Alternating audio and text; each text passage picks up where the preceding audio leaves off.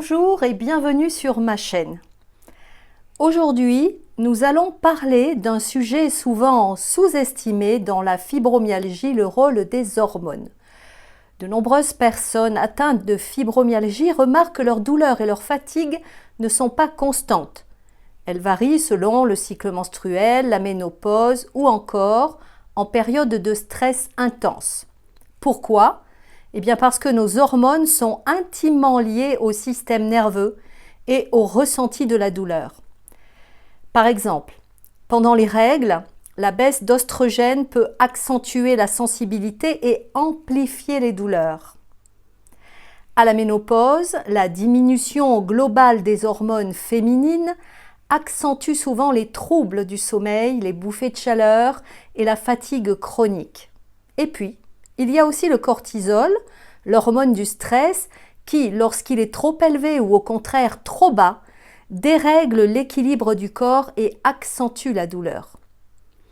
La thyroïde, quant à elle, influence directement l'énergie et la régulation du métabolisme. Or, de nombreuses personnes fibromyalgiques présentent un déséquilibre thyroïdien. Alors que faire ? Eh bien, je vous invite à tenir, par exemple, un journal de suivi des symptômes en lien avec le cycle ou les changements hormonaux. Cela peut aider à identifier des périodes sensibles. C'est aussi prendre soin de son hygiène de vie, notamment le sommeil, l'alimentation.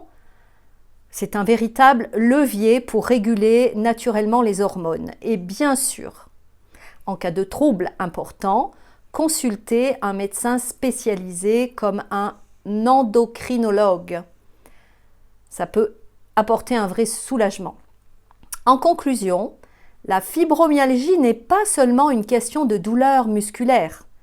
Les hormones jouent un rôle clé et comprendre ces variations peut vraiment aider à mieux gérer la maladie.